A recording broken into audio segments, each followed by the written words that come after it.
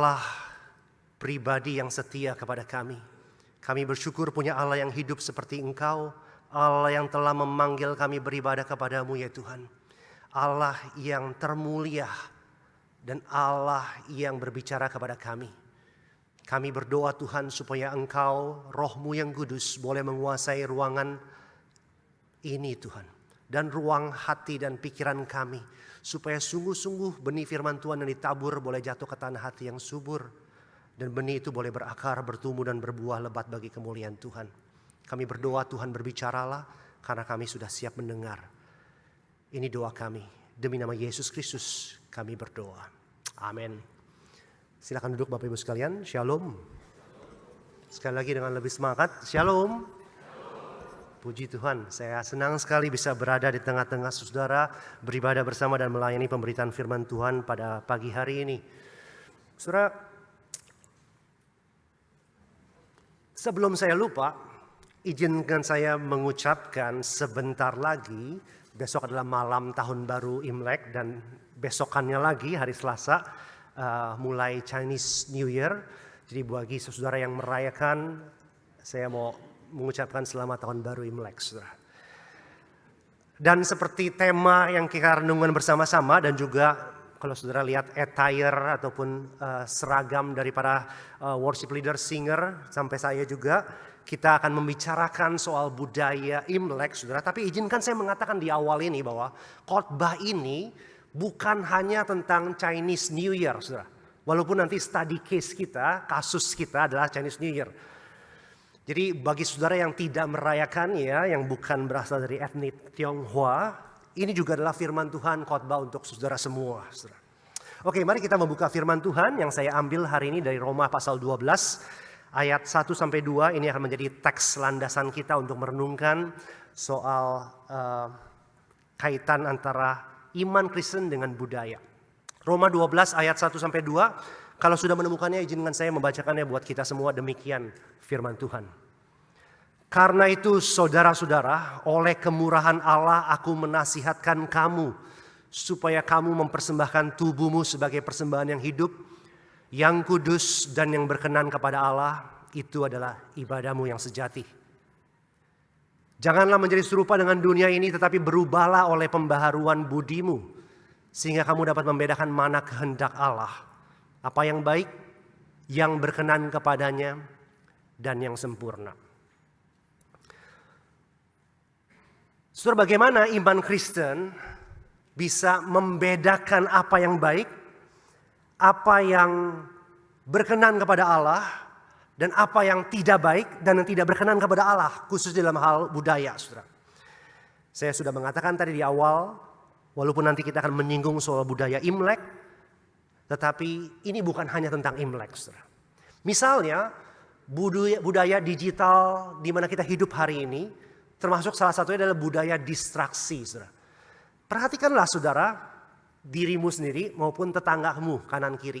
Di gereja ini mudah-mudahan tidak banyak, tetapi saya memperhatikan di banyak gereja, kita terbiasa dengan gadget kita, yang kemana-mana kita bawa, yang kadang-kadang lebih setia dibandingkan pasangan kita, karena menemani kita dari mulai pagi sampai malam. Dan begitu juga dalam rumah ibadah, saudara. Kita terbiasa dengan gadget di tangan kita yang menempel terus, seperti kapalan gadget, saudara. Dan bersama dengan gadget itu, kita terbiasa dengan distraksi. Jadi ini adalah distraksi sebagai sebuah kultur, sebagai sebuah budaya. Kadang-kadang ada distraksi dari notification, baik dari sosial media kita, dari WhatsApp dan sebagainya, yang membuat kita terdistraksi. Tapi kadang-kadang karena kita terlalu terbiasa terdistraksi, kita mendistraksi diri sendiri. Khususnya ketika yang maju ke depan yang sedang ngomong, khotbah misalnya, membosankan, berat. Jadi kita berusaha mendistraksi diri kita sendiri dengan scrolling dan melakukan ini dan itu. Walaupun tidak ada yang sebenarnya messaging kita. Saudara, itu salah satu contoh bagaimana budaya digital, budaya distraksi itu bisa mendistraksi kita dari ibadah kita kepada Tuhan. Jadi hari ini di pagi ini saya meminta perhatian saudara bukan kepada saya, tetapi kepada Allah yang kepadanya kita setia, dan beribadah yang memanggil kita datang ke ibadah. Jadi ibadah kita secara keseluruhan bukan hanya ketika pujian, tapi juga ketika kita mendengarkan firman Tuhan, devosi hati kita harusnya kepada Allah. Perhatian utama kita kepada Dia. Jika sungguh kita percaya Dia hadir di tengah-tengah kita dan Dia berbicara melalui firman-Nya, maka mari kita menyediakan telinga kita dan hati kita dan pikiran kita untuk Dia. Tema kita hari ini adalah setia pada Kristus dan bijak menghidupi budaya. Saya suka tema ini karena saya pikir terminologi yang dipakai tepat, saudara. Kesetiaan kita bukan pada budaya atau bukan kepada ras kita atau kepada kelompok etnis tertentu, tapi kepada Kristus dan Kristus saja. Jadi loyalty kita, allegiance kita adalah kepada sang pribadi yang setia kepada kita yang tadi kita nyanyikan itu barusan. Nah, sedangkan berhadapan dengan budaya, terminologi yang dipakai bukan faithfulness atau loyalty, kesetiaan, tetapi wisdom atau kebijaksanaan. Bagaimana kita bijaksana menghadapi dan menghidupi budaya. Saudara. Jangan sampai kebalik, saudara. Saudara loyal, setia kepada tradisi atau kultur atau kelompok etnis tertentu. Dan saudara bijaksana atau mencermati, ada distance terhadap Allah justru. Jangan sampai salah, saudara. Saudara, hari ini karena topik seperti ini, izinkan saya membawakan khotbah saya lebih bernuansa, bukan hanya khotbah tapi juga lecture, saudara ya, atau seperti kelas kuliah. Saya seorang dosen, jadi kadang-kadang saya tidak bisa menolong diri saya untuk tidak sedikit mengajar, saudara. Tetapi hari ini kita mau coba khotbah ini lebih bersifat lecture sermon. Atau kalau disingkat mungkin lemon, saudara. Lecture sermon, saudara. Dan outline-nya adalah seperti ini. Kita akan melihat 4 hal di lemon hari ini. Yang pertama adalah soal mandat budaya sebagai fondasi tekstual atau biblical dalam interaksi orang Kristen terhadap budaya. Yang kedua nanti kita akan melihat tentang sejarah, dalam sejarah gereja, bagaimana pendekatan-pendekatan soal kekristenan atau gereja dengan budaya. Dan kita ditolong dengan tipologi dari buku ini, Christ and Culture dari Richard Niebuhr. Dan yang ketiga, nanti kita mau bertanya soal apa atau siapa sih kita, identitas kita sebagai orang Kristen di dunia ini. Dan yang terakhir baru kita akan melihat study case kita soal bagaimana merayakan Imlek secara Kristiani. Apakah boleh, apakah tidak boleh? Dan bagaimana kita menyikapinya, saudara. Jadi 4 hal ini yang kita akan lihat bersama-sama. Mari kita mulai dengan yang pertama. Soal mandat budaya, saudara. Ini adalah teks sentral dari tradisi Kristen, khususnya tradisi Reform ketika berbicara soal budaya. Kita mulai dari awal. We start from the beginning, dari Kejadian. Boleh tolong saudara yang perempuan membacakan buat kita bersama ayat 26 dari Kejadian 1. Silakan 1, 2, 3.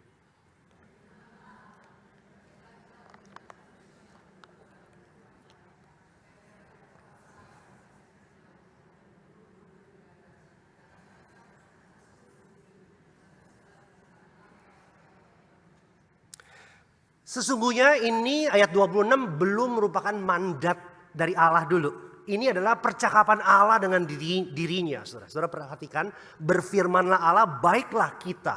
Nah, kata kita plural di sini bukan typo, bukan salah ketik, tetapi memang begitu dari asalnya, dari aslinya, bahasa aslinya. Nah, banyak pakar mencoba mendiskusikan mengapa kita, tetapi tradisi iman Kristen yang panjang menunjukkan pluralitas dalam Allah, yaitu soal pribadi-pribadi dari Allah Tritunggal. Jadi Allah seperti berbicara pribadi yang pertama dengan pribadi kedua dan ketiga untuk mendiskusikan apa yang mau dibuat selanjutnya di hari puncak, di hari ke-6 dari ciptaan Allah. Dan Allah berkata, baiklah kita menjadikan manusia. Puncak mahkota ciptaan Allah menurut gambar dan rupa kita. Nah, kata yang saya highlight kuning di sini adalah kata kunci. Bahwa manusia berbeda dengan makhluk-makhluk lain karena manusia itu adalah imago Dei bahasa Latinnya. Atau image of God. Diciptakan menurut gambar Allah untuk mencerminkan Allah. Dan menariknya kita bertanya apa arti imago Dei, apa artinya diciptakan dalam gambar dan rupa Allah. Sebenarnya teks ini memberikan clue-nya. Salah satunya adalah langsung dikatakan, balikin ke teks saya tolong. Supaya mereka berkuasa atas ikan-ikan di laut, burung-burung di udara, dan atas ternak dan seluruh bumi, atas segala binatang melata yang merayap di bumi. Jadi bagian dari apa artinya menjadi manusia yang diciptakan dalam gambar rupa Allah adalah kita memiliki dominion, kuasa atas 3 hal atau 3 area, 3 domain.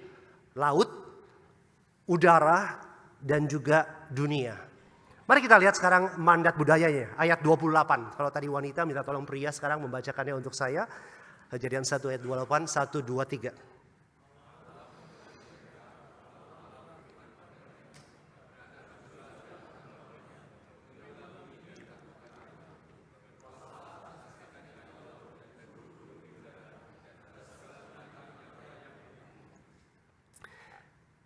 Setelah Allah berdiskusi dengan dirinya sendiri, baiklah kita menciptakan manusia, imago Dei. Kemudian diciptakanlah ayat 27 yang tidak kita bacakan. Lalu ayat 28 di sana, lalu Allah memberkati mereka dan mengutus mereka atau memberikan mandat kepada manusia yang pertama itu. Mandatnya sederhana, beranak cuculah, penuhilah bumi, dan itulah yang kita lakukan.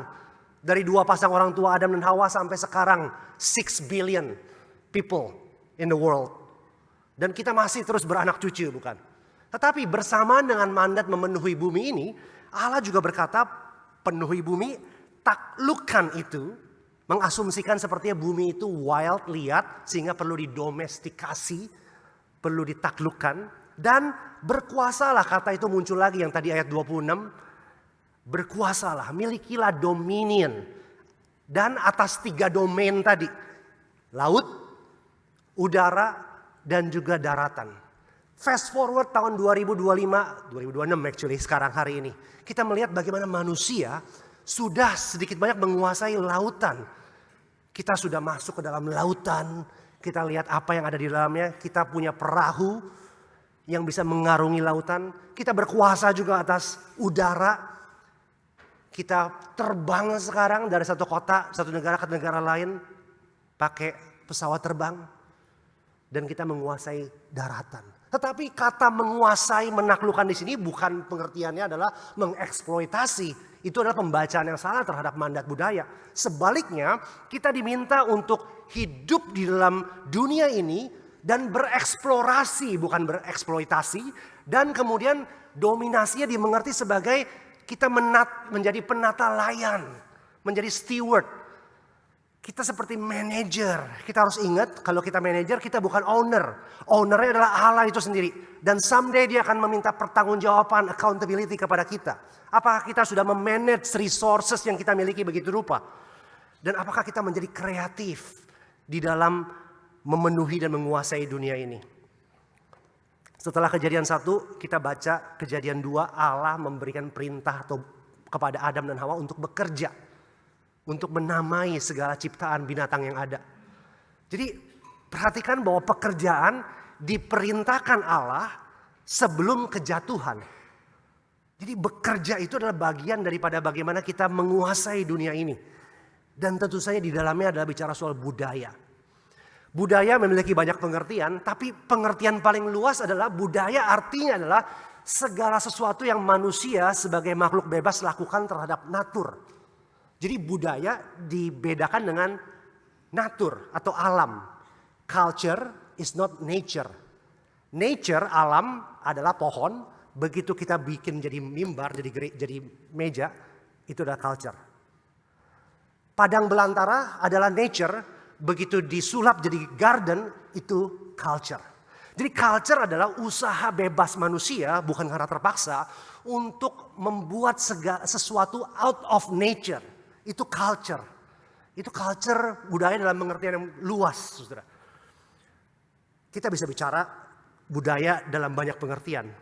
Misalnya nanti kita akan melihat budaya dari satu set kelompok etnis tertentu, etnis Tionghoa, yang merayakan tahun baru Imlek sebagai bagian dari budayanya. Tetapi yang harus dicatat di sini adalah bahwa Allah lah, dari ide Allah lah, manusia itu punya keragaman dan berbudaya. Saudara, kita diingatkan bahwa kitab suci kita itu punya jalan cerita yang jelas, saudara. Meskipun ada 66 kitab, ada banyak kisah-kisah kecil, tapi kisah besarnya atau meta narasinya adalah 4 babak saja yang sering disebut sebagai CFRC, Creation, Fall, Redemption, Consummation, atau dalam bahasa Indonesia lebih mudah 4P, penciptaan, pemberontakan, penebusan, dan pemulihan. Jadi dimulai dengan penciptaan tadi, bagaimana Allah menciptakan segala sesuatu yang baik, mandat budaya termasuk di dalamnya, beranak cucu dan mendominasi dunia. Tetapi jangan lupa setelah itu ada kejatuhan, ada pemberontakan manusia. Dan kemudian Yesus diutus untuk menebus kita di kayu salib dan dalam kebangkitannya. Dan terakhir kita masih menantikan kedatangan dia kedua kali untuk membawa pemulihan, pemuliaan, glorifikasi. Nah saudara, khususnya 2 babak pertama itu menjadi fokus bagi banyak orang Kristen ketika mendiskusikan soal relasi orang Kristen atau kekristenan dengan budaya. Ada doctrine of creation sama doctrine of fall. Doctrine of creation yang saya kasih warna hijau seperti gambar natur, tumbuh-tumbuhan, mengingatkan kita bahwa sesungguhnya Allah menciptakan dunia ini dengan baik. Allah yang baik menciptakan dunia yang baik. Tetapi sebaliknya, doktrin kejatuhan dan dosa mengingatkan kita bahwa dunia Allah yang baik ini sudah jatuh dalam dosa dan tercemar dengan dosa. Nah, nanti kita akan lihat sebagian orang Kristen itu sangat menekankan yang satu dan mengabaikan yang lain. Sebagian orang Kristen misalnya sangat berorientasi kepada ciptaan yang baik, sehingga ketika mereka membuka mata mereka melihat segala sesuatu baik, dan kadang-kadang tanpa secara kritis menerima semuanya. Menelan mentah-mentah. Sedangkan sebagian orang Kristen lainnya itu memakai lensa kejatuhan dalam melihat segala sesuatunya. Sehingga segala sesuatunya sifatnya negatif sepertinya dan harus ditolak. Nah di sini saudara, saya ditolong oleh seorang penulis buku yang namanya Richard Niebuhr yang menulis buku klasik yang berjudul Christ and Culture, Kristus dan Budaya.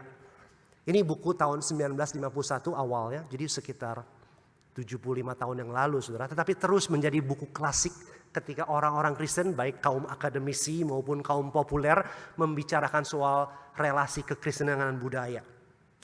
Dia memberikan tipologi atau beberapa pendekatan. Ada 5 sesungguhnya, tetapi saya mau bagikan 3 saja untuk menjadi konsumsi kita hari ini. Beberapa pendekatan Kristen terhadap budaya. Yang pertama, sebagian orang Kristen itu berorientasi dengan Christ versus culture domainnya. Jadi Kristus itu against culture, melawan budaya. Di sini orang-orang Kristen yang anti budaya. Saudara. Saya memilih beberapa gambar untuk mewakili orang-orang Kristen seperti ini. Misalnya kiri atas saudara, itu adalah orang-orang Mennonite dari tradisi Anabaptis, secara khusus kaum Amish. A-M-I-S-H, Amish. Dan beberapa orang ini berasal dari Eropa, tetapi banyak bermigrasi ke Amerika juga, dan khususnya berkonsentrasi di Pennsylvania di Amerika Serikat. Nah, kaum Amish itu terkenal dengan anti modernitas dan anti budaya. Jadi mereka punya their own subculture yang berbeda dengan orang-orang Amerika pada umumnya. Saudara bisa melihat pakaian mereka. Yang perempuan pakai baju panjang-panjang seperti itu. Dan yang laki-laki biasanya pakai jas yang hitam-hitam, saudara. Kadang-kadang dengan topi. Dan mereka juga biasanya tidak membeli pakaian mereka ataupun bahan makanan mereka di grocery store pada umumnya. Tapi mereka di village mereka swasembada dan swadaya, saudara. Jadi mereka memproduksi apa yang mereka konsumsi juga. Ini kaum Amish yang biasanya juga tidak punya mobil, mereka biasanya masih naik kuda ataupun keledai. Mereka punya homeschool anak-anak mereka misalnya. Dan mereka anti mainstream, anti budaya. Kiri bawah, saudara melihat contoh lainnya dari orang-orang Kristen yang anti budaya. Misalnya adalah kaum fundamentalis Kristen. Nah kaum fundamentalis Kristen adalah orang-orang yang sangat skeptikal, sangat pesimis, dan sangat curiganis terhadap budaya sekitarnya. Saudara. Nah, salah satu cara untuk mengidentifikasi mereka adalah Kadang-kadang kita menemukan mereka di pusat-pusat tengah jalan, khususnya di luar negeri. Saudara. Saya pernah 7 tahun di Toronto, di Kanada, dan ada satu intersection di Toronto itu kita sebutnya Yonge and Dundas karena itu jalan Yonge Street dan Dundas Street itu seperti Times Square-nya Manhattan, tetapi itu versi Kanadanya. Tidak pernah berhenti dan tidak pernah sepi perempatan intersection itu. Dan di intersection itu banyak orang berlalu lalang begitu rupa. Ada billboard yang besar-besar, ada mall yang besar juga, ada banyak street performer, jazz dan sebagainya. Tetapi biasanya di perempatan itu juga seringkali kalau saya berpapasan atau melewati tempat itu ada street preacher, saudara. Ada pengkhotbah jalanan yang biasanya bawa speakernya sendiri, terus dia taruh, terus dia pakai mic, kadang pegang mic ini, kadang pegang begini. Kemudian dia kadang-kadang bawa repent or perish, begitu ya kira-kira ya. Bertobat atau masuk neraka, lalu dia khotbah saudara di tengah jalan. Sebagian orang ngeliatin dia, dengerin, tapi kalau lebih banyak lewat sambil lewat saja saudara. Saudara, saya tidak bermaksud untuk menjelekkan orang-orang seperti ini saudara. Dan kadang-kadang ketika saya berusaha mendengarkan pesan mereka sekilas, banyak pesan mereka yang biblical sesungguhnya, yang tidak salah secara teologis. Tetapi mode dan medium dan media mereka dalam menyampaikannya itu yang mengidentifikasi mereka sebagai kaum fundamentalis Kristen.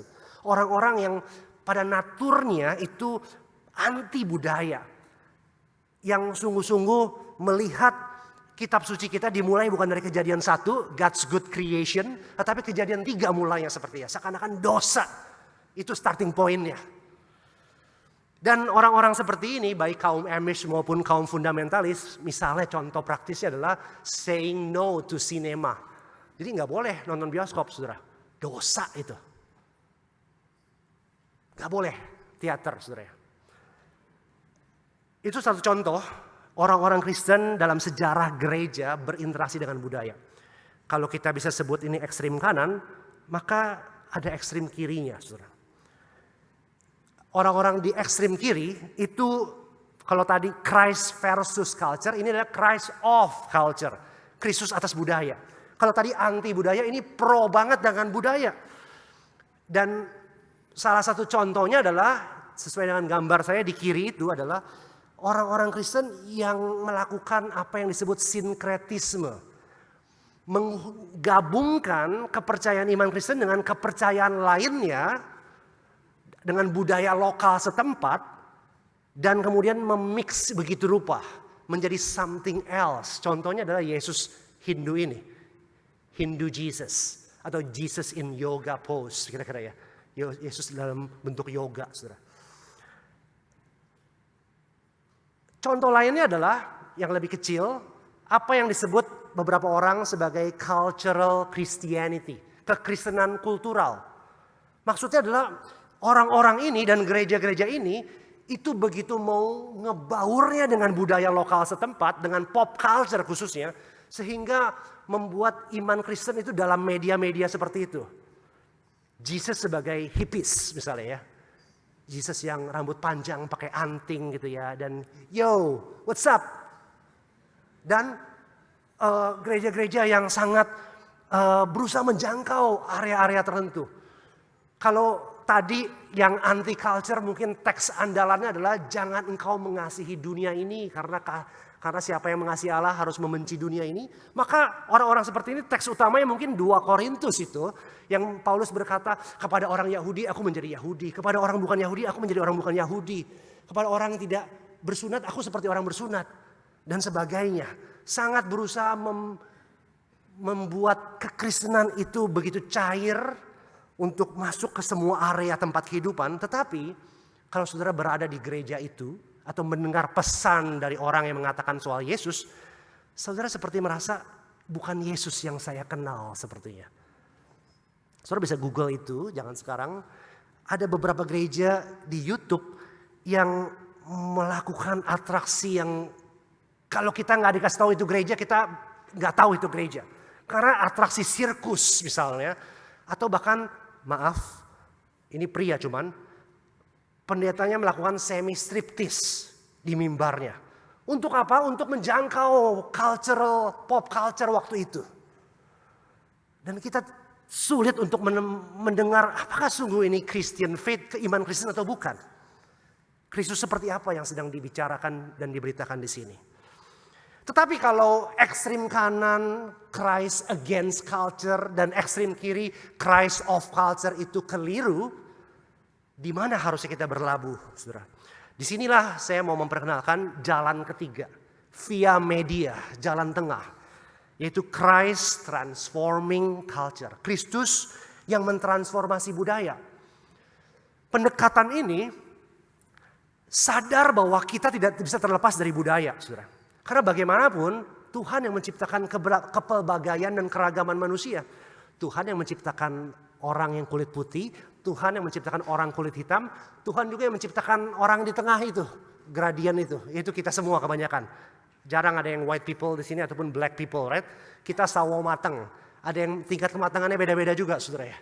Tapi Tuhanlah yang menciptakan. Dengan kata lain, kepelbagaian atau diversifikasi manusia itu idenya Tuhan.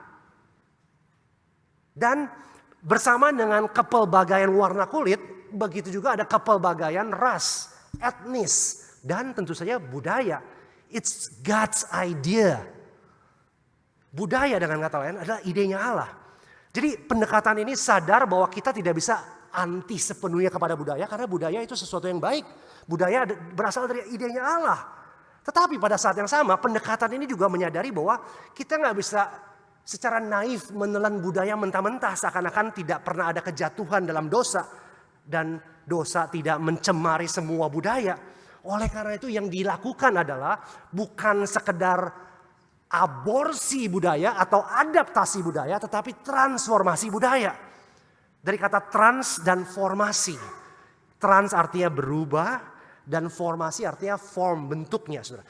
Jadi budaya adalah sesuatu yang perlu diambil tetapi hanya setelah diubah. Jadi diadaptasi setelah ditransformasi. Atau cara lain mengatakan adalah orang Kristen perlu membaptis budaya dalam nama Bapa, Putra, dan Roh Kudus. Sehingga budaya itu menjadi milik kekristenan. Dan sejarah panjang iman Kristen menunjukkan kita melakukan hal ini, saudara. Misalnya contoh populer adalah Natal. Siapa yang berkata bahwa Yesus lahir tanggal 25 Desember? Kalau saudara belajar sejarah, kita nggak tahu sesungguhnya dia lahir kapan. Dan tanggal apa 25 Desember itu? Ternyata kalau kita belajar sejarah, itu tanggal dari satu kepercayaan pagan waktu itu, yang kafir, tentang dewa matahari yang dirayakan, Sol Invictus itu. Tetapi orang Kristen, orang-orang Romawi ketika mereka bertobat, mereka sungguh-sungguh punya kristologi yang tinggi, mereka ingin menyembah Yesus, mereka pengen merayakan hari kelahirannya, inkarnasi itu. Mereka kemudian melihat dalam sejarah orang Romawi, sejarah kafir itu, ada tanggal di mana mereka merayakan kelahiran dewa matahari. Dan mereka melihat Yesus adalah matahari yang sesungguhnya, dia adalah the son of God. Bukan hanya mataharinya Allah, tapi adalah anak Allah. Dan mereka memakai tanggal itu, membaptis tanggal itu, sehingga sekarang kita merayakan Natal, saudara. Tidak ada orang lagi yang mendengar, mengingat itu tanggal Sol Invictus. Yang mereka tahu 25 Desember adalah tanggal kelahiran Tuhan Yesus yang kita rayakan. Disinilah letak kejeniusan bapak-bapak gereja waktu itu. Orang-orang tradisi, orang Kristen awal yang melihat sesuatu dari budaya, tidak menolaknya mentah-mentah atau menelannya langsung-langsung, tetapi mengambilnya dan mentransformasinya, membaptisnya menjadi tanggal kelahiran Kristus. Nah ini membuat kita bertanya, oke Pak Wim, cukup dengan sejarah itu. Sekarang bagaimana dengan kita?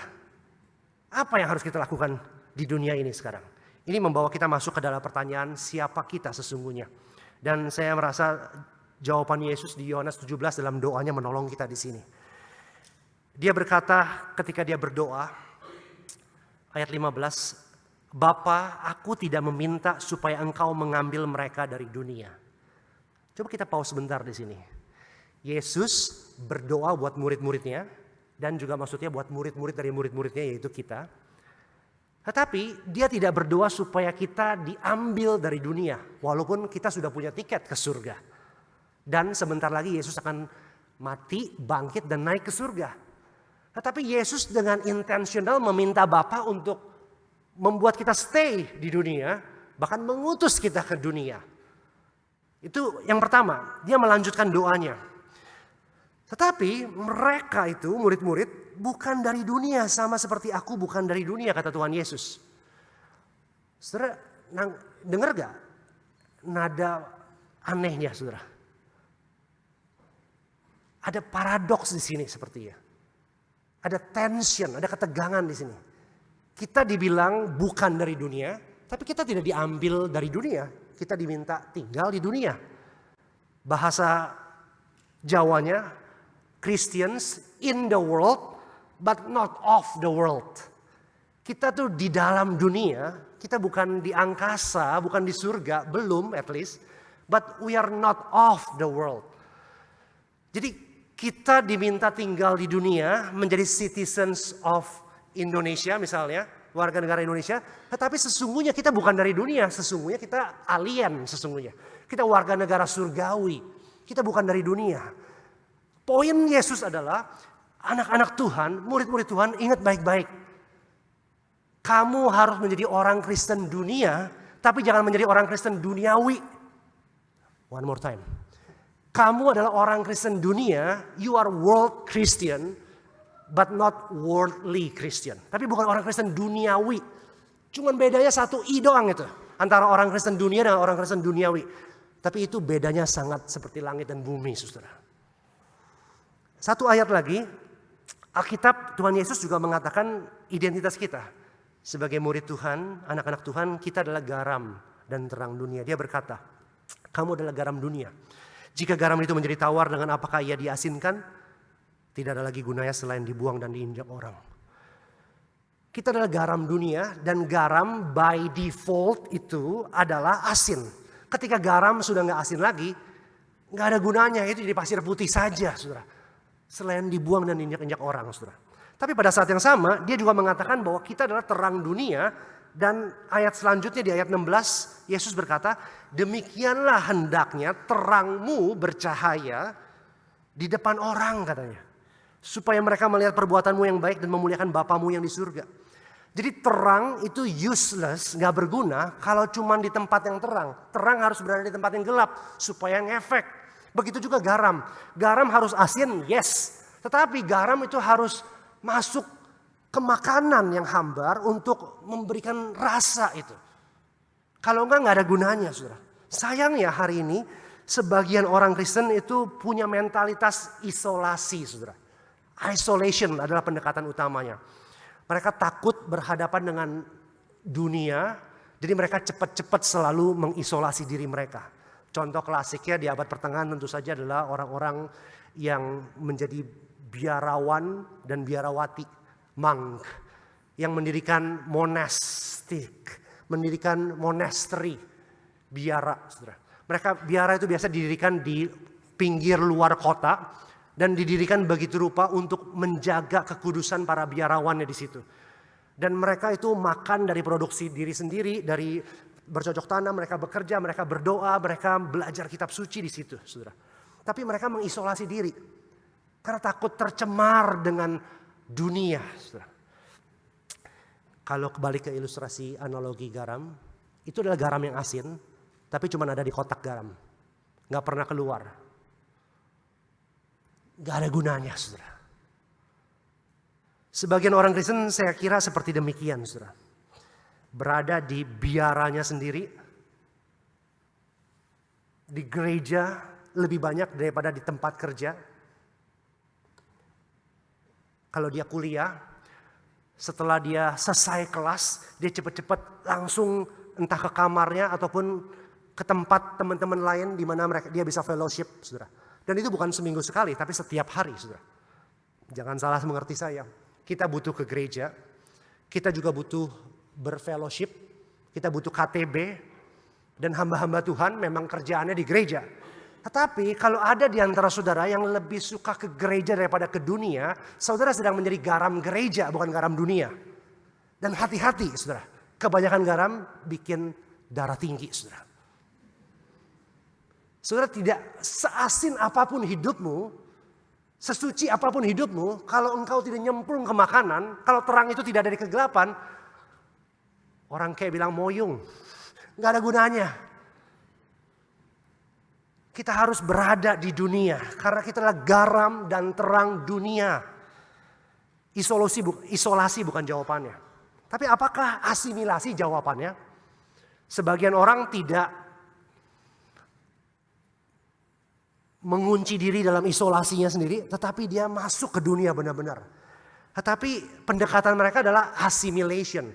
Saudara, asimilasi adalah sebuah terminologi sosiologis yang biasanya dipakai untuk orang-orang kelompok tertentu yang masuk ke daerah tertentu, migran misalnya, dia bermigrasi ke tempat lain, dan kemudian kelompok kecil ini tidak bisa menjaga identitas kulturalnya sehingga terhisap dengan kultur mayoritas, terasimilasi dengan budaya lokal, budaya yang lebih mayoritas. Gambar yang saya pilih adalah orang-orang yang tadinya punya warna habu-habu, tetapi karena peer pressure dari tetangganya, saudara, akhirnya mencat dirinya, mengasimilasikan diri dengan budaya lokal, budaya mayoritasnya. Dalam analogi garam tadi, maka garam ini berada di dunia. Mereka berada di tempat yang tepat. Tetapi garam ini tidak lagi asin, saudara. Gak ada bedanya lagi dengan orang dunia. Mereka bukan hanya berkompromi, tetapi berpartisipasi dalam hal-hal yang tidak berkenan kepada Tuhan. Mereka menjadi provokator ya kadang-kadang. Apakah sebagian saudara seperti demikian? Di tengah-tengah kantormu, tempat kerjamu, bisnismu, orang tidak tahu kamu Kristen. Karena memang hidupmu, cara ngomongmu, cara pakaianmu, budayamu, emang gak ada bedanya, saudara. Jadi kalau isolation bukan jawabannya, begitu juga assimilation, apa? Izinkan saya mengusulkan mission lah jawabannya. Sebagai orang Kristen, identitas kita di dunia, atau mengapa kita masih ada di dunia, bukan supaya kita mengisolasi diri kita di biara, bukan juga supaya kita berasimilasi dengan budaya setempat yang tidak berkenan, tapi supaya kita bermisi. Kalau saya masih hidup hari ini, karena misi Tuhan yang Tuhan percayakan kepada saya belum selesai.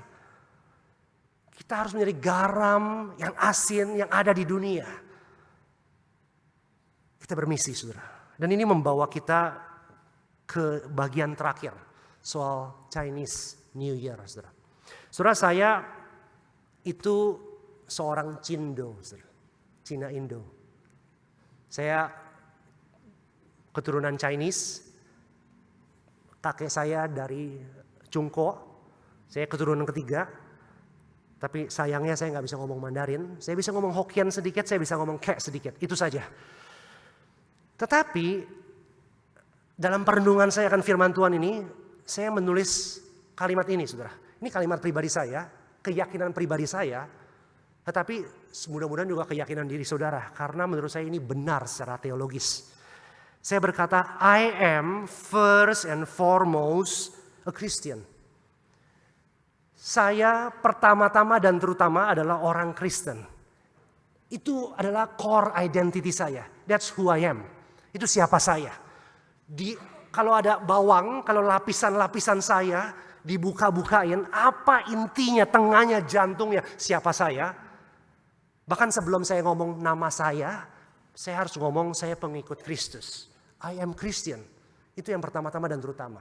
Baru setelah itu saya tulis only secondarily that I am also a Chinese, an Indonesian, a Jakartanis, karena saya dari Jakarta, a Methodist, karena saya asal gereja dulu dari Methodist, or whatever ethnic, racial, or national identity I happen to have or to be.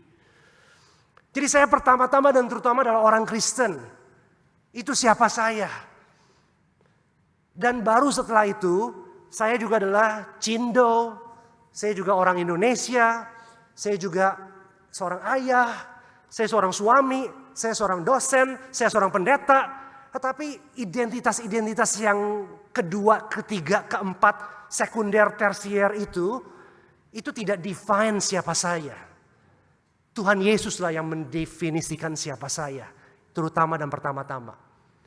Pada saat yang sama, saya tidak bisa menyangkali bahwa saya adalah orang Kristen jenis ini. Saya bukan orang Kristen yang netral dalam pengertian I'm just Christian. Gak ada yang just Christian. I'm a Chinese Christian. I'm Indo-Christian. Saudara ngerti maksud saya? Sesuatu yang Tuhan kasih di mana saya lahir, ke keluarga mana yang saya lahir, bagaimana saya dibesarkan, upbringing saya, itu semua adalah bagian dari bagaimana Tuhan membentuk saya. Dan itu bukan kecelakaan. It's not accident. Itu bukan incidental, itu intentional. Allah memaksudkannya demikian. Oleh karena itu kita tidak bisa menolak identitas kita, ras kita, dan juga kebangsaan kita dan identitas-identitas lainnya. Tetapi jangan salah kaprah. Jangan membuat itu menjadi our core identity. Jangan membuat itu menjadi siapa saya sesungguhnya. Jadi saudara, mari kita dengan kesadaran ini kita masuk kepada bagaimana kita merayakan Chinese New Year 2 hari lagi, saudara. Ada tanda awas yang saya mau bagikan secara praktis dari bagaimana orang Kristen bisa merayakan CNY, Chinese New Year, saudara. Tanda awas ini adalah potential problem. Problem yang bisa berpotensi, tidak sungguh-sungguh aktual, tetapi bisa terjadi, saudara. Yang pertama adalah idolatry. Idolatry itu artinya penyembahan berhala, saudara. So dalam tradisi Imlek, Chinese New Year adalah cultural phenomenon, fenomena kultural, tetapi juga punya religious baggage, punya muatan religius di dalamnya, saudara. Dan kadang-kadang agak sulit memisahkan itu, saudara. Tapi bisa dengan kehendak Allah dan dengan hikmat dari Allah kita bisa menseparasi, menfilter mana yang bermuatan religius, mana yang budaya. Nah, salah satu yang kita harus tolak sebagai orang Kristen adalah penyembahan berhala. Baik menyembah dewa tertentu ataupun menyembah ancestor kita, nenek moyang kita. Saya ingat sekali ketika saya umur 17 tahun saya baru bertobat dari keluarga non-Kristen. Papa saya Buddhis. Dan setiap Chinese New Year kita pergi ke rumah asuk saya di Jakarta. Dan di situ ada tempat di mana meja merah, di mana kita itu menyembah, pegang hio gitu. Dan ada foto beberapa leluhur, saudara ya, termasuk popo saya. Setelah saya bertobat, saya bergumul sekali. Satu sisi saya pengen dapat angpau, karena saya masih 17 tahun waktu itu. Saya pengen ke rumah asuk, karena pasti dapat angpau. Tapi di sisi lain saya tahu temptationnya atau tantangannya adalah saya pasti akan diminta untuk pegang hio dan sembah-sembah leluhur saya begitu. Akhirnya saya ambil angpaunya tapi saya menolak hionya, saudara. Dan itu adalah bagaimana kita bisa mentransformasi budaya, saudara. Saya ingat saya berargumen dengan papa saya dengan hormat, dengan respect. Saya mengatakan bahwa iman Kristen saya sekarang tidak mengizinkan saya untuk menyembah Allah lain selain Tuhan Yesus Kristus. Dan walaupun kita bisa ngomong bahwa ya ini cuma pegang hio begini-begini saja, tapi bagi pemandangan orang luar itu seperti kita bukan hanya sekedar pay respect, tapi kita seperti worship, seperti kita menyembah, saudara. Jadi saya menolak dengan hormat dan saya ingat ada long discussion, ada diskusi yang panjang antara papa saya dengan saya. Ada kata-kata yang saya ucapkan yang tidak harus saya ucapkan, ada kata-kata yang papa saya ucapkan yang saya yakin dia menyesal mengucapkannya juga. Tetapi setelah beberapa tahun, beberapa Chinese New Year, akhirnya papa saya bisa memahami dan dia bisa melihat bagaimana kesaksian hidup saya. Walaupun saya tidak lagi menyembah leluhur, tapi saya respect kepada orang tua begitu rupa. Yang kedua, selain idolatry adalah mammon, saudara. Nah, saudara, dalam budaya Chinese New Year, kata sukses, rejeki, untung, kaya, itu muncul lagi dan lagi. Kita wish somebody supaya dia successful. Kita berkata supaya dia itu kaya raya, begitu ya. Nah, jangan salah mengerti, orang Kristen tidak anti uang, apalagi rejeki, apalagi sukses. Kita memakai istilah berkat. Kita tentu saja meminta Tuhan memberkati kita dan gak ada yang salah dengan itu. Tetapi ketika kita mengukur hidup kita dan suksesan kita dari segi materi belaka, maka kita menjadi materialisme, tidak lagi menjadi pengikut Kristus. Kita mencintai uang lebih daripada Tuhan. Dan itu adalah mamon, saudara. Oleh karena itu, mari kita ingat bahwa yang memberi sukses adalah Allah. Bukan hoki, saudara. Tapi Allah. Tadi saya pakai warna merah, beberapa teman-teman yang worship leader juga pakai warna merah. Karena dalam tradisi Imlek, Chinese New Year, merah itu dari kata huang atau hong. Dan itu mirip dengan ong yang artinya rejeki, saudara. Dan ada legenda kultural juga yang mengatakan bahwa salah satu dewa jahat dari tradisi Chinese, Nian, itu takut warna merah. Sehingga ketika kita pakai warna merah, rame-rame, dia kabur. Dan nanti dewa jahat itu kabur sehingga kita dapat dewa yang untung, saudara. Izinkan saya mengatakan itu tahayul dan jangan kita percayai. Tetapi mengapa kita masih pakai warna merah? Karena darah Kristus yang telah membasuh kita. That's what I mean, saudara. Jadi mari kita mentransformasi budaya. Kita tidak menolak yang mentah-mentah, tetapi kita meredefinisi apa artinya, saudara. Jadi pakailah merah rame-rame, tetapi bukan karena dengan memakai merah otomatis dewa itu buruk dan akhirnya mendapatkan uang. Tetapi karena kita sudah ditebus oleh darah Kristus, saudara. Yang terakhir, indulgence, saudara. Dalam Chinese New Year, kita akan makan-makan. Besok malam dalam tradisi Chinese, itu tuocia namanya kan. Kita makan besar. Berapa menu besar sekali biasanya ya, tergantung sebesar apa keluarga kita juga. Dan gak ada yang salah dengan makan-makan. Gambaran kitab suci soal persekutuan kita yang intim dengan Tuhan adalah makan-makan. Perjamuan kawin anak domba, ya gak? Jadi gak ada yang salah dengan pesta, gak ada yang salah dengan makan-makan. Tetapi ketika kita menjadikan makanan itu Tuhan kita, dan kita indulgence, kita excessive partying, sampai kita mabuk, dan juga sampai kita sakit, maka kita sudah salah kaprah, saudara. Mari kita melihat tanda-tanda awas dalam perayaan tahun baru Imlek ini, saudara.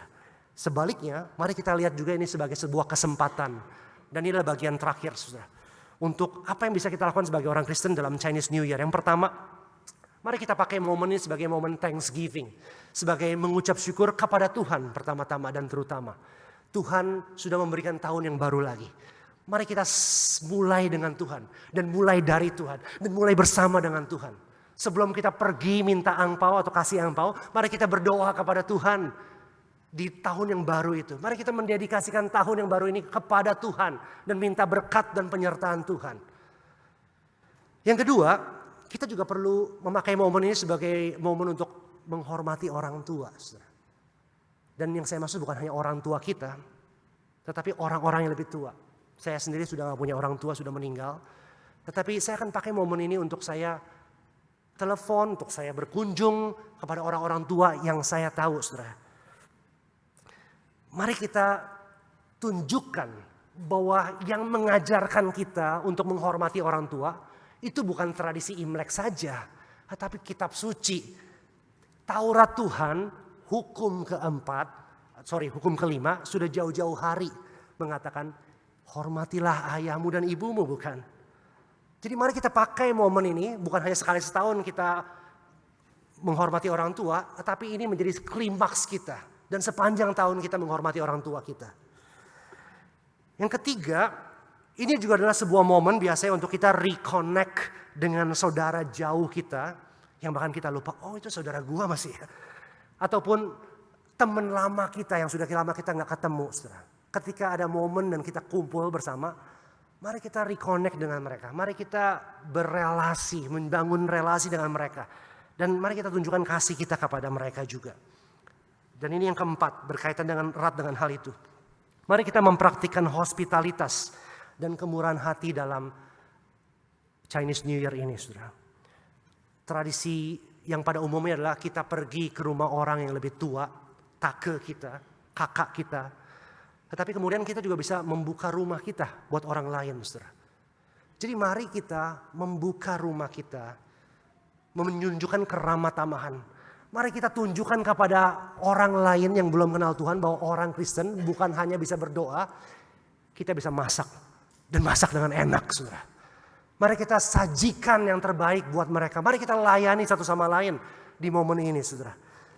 Kita tunjukkan bahwa hospitality itu pertama-tama dan terutama bukan kultur Kristiani. Bukan kultur dari Chinese, tetapi kultur Kristiani. Alkitab jauh-jauh hari sudah mengajarkannya. Untuk kita saling menanggung satu sama lain, untuk kita saling memberi keramah tamahan, saudara. Dan izinkan saya mengatakan ini. Mari kita go beyond, saudara. Tidak hanya membuka rumah buat saudara kita, tapi mari kita buka rumah untuk teman-teman kita, kolega-kolega kita, tetangga-tetangga kita, bahkan yang non-Chinese. Bersedia nggak? Dan berani nggak kita ajak mereka untuk mencicipi seperti apa festival Chinese New Year itu. Untuk mencoba makanan rumah kita itu. Dan menunjukkan kasih kita kepada mereka juga. Yang berbeda agama dan kultur. Dan yang terakhir, khususnya di momen itu, mari kita bersaksi juga. Mari kita memberitakan Injil buat orang-orang yang belum percaya. Baik saudara kita maupun tamu kita. Ini mungkin bagian yang paling saudara merasa, wah ini susah banget sepertinya. Tapi izinkan saya mengatakan begini. Kalau saudara sudah buka rumah dan saudara sudah sediakan makanan, maka saudara adalah hostnya. Saudara berhak mau ngapain aja sesungguhnya. Kalau setelah saudara buka rumah dan makan-makan, saudara kemudian cerita kepada tamu saudara, bilang, saya boleh gak cerita kesaksian sedikit bagaimana saya itu hidup saya berubah karena saya jumpa Kristus. Saya gak percaya tamu saudara akan berkata, oh jangan, simpan itu untuk lain hari. Karena saudara tuan rumahnya dan saudara barusan traktir dia, saudara. Jadi itu adalah sebuah platform yang baik sekali untuk kesaksian saudara pasti bisa didengar oleh mereka. Diterima atau tidaknya itu lain perkara, saudara. Tetapi at least kita membuka rumah dan kita bersaksi, saudara. Dan siapa tahu Tuhan bekerja. Dan orang itu, saudara jauh kita itu, tamu kita itu, kemudian minggu depannya tanya kita lagi, bisa buka rumah lagi gak? Karena dia pengen mendengar cerita Injil itu lagi. Dan akhirnya dia bertobat. Dan ketika itu terjadi, saudara akan ingat Chinese New Year tahun itu, tahun ini. Dengan sangat memorable banget karena di situ saudara membagikan Injil dan orang lain itu bertobat dan percaya. That's gonna be awesome Chinese New Year. Itu menjadi Chinese New Year yang luar biasa, saudara. Jadi saudara, kita sudah melihat secara sekilas bagaimana Allah lah yang memulai budaya dan mandat budaya itu kepada anak-anak Tuhan. Dan bagaimana dalam sepanjang sejarah gereja ada berbagai pendekatan. Ada yang kurang baik, ada yang lebih baik dalam mendekati budaya. Dan siapa kita, identitas kita di dunia ini. Dan terakhir bagaimana kita bisa merayakan Imlek secara Kristiani. Mudah-mudahan saya berdoa supaya Tuhan terus mengaitkan hati kita untuk loyal dan setia kepada Kristus dan bijak menghidupi budaya. Mari kita berdoa.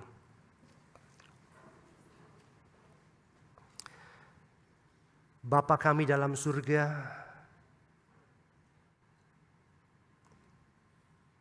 Engkau adalah Allah yang menciptakan dunia ini dengan segala isinya, termasuk kami.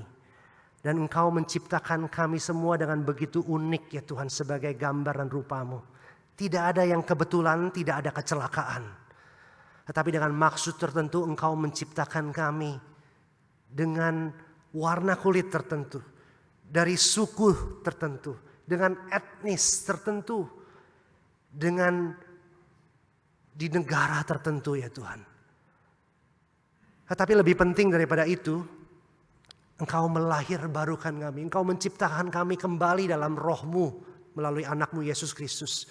Sehingga kami adalah anak-anak Tuhan, pengikut Kristus. Oh Tuhan, tolong kami untuk tidak kebalik, untuk tidak salah prioritas. Tidak loyal terhadap budaya ataupun kelompok orang tertentu atau bahkan keluarga kami sendiri. Sebaliknya loyalitas kami yang tertinggi. Kesetiaan kami hanya kepadamu ya Tuhan Yesus. Tapi pada saat yang sama kami berdoa supaya Tuhan memberikan kami hikmat Tuhan. Untuk bijaksana menghadapi dan menghidupi budaya di sekeliling kami. Kami rindu Tuhan momen Chinese New Year ini Tuhan di depan mata kami. Menjadi momen di mana kami boleh menunjukkan loyalitas kami kepada Tuhan Yesus. Dengan menolak apa yang tidak berkenan kepada Tuhan. Tapi pada saat yang sama kami juga ingin menjadi garam dunia yang berada di tengah-tengah dunia. Di tengah-tengah keluarga. Di tengah-tengah masyarakat. Kami rindu menggarami, menjadi terang ya Tuhan. Kami rindu berdampak. Kami rindu kami boleh bijaksana dalam semua itu. Kiranya Tuhan menolong kami Tuhan. Supaya di momen-momen seperti ini hati kami berpaut kepada Tuhan. Dan kasih kami kepada sesama lebih nyata lagi. Ini doa kami. Demi nama Tuhan Yesus kami berdoa. Amin.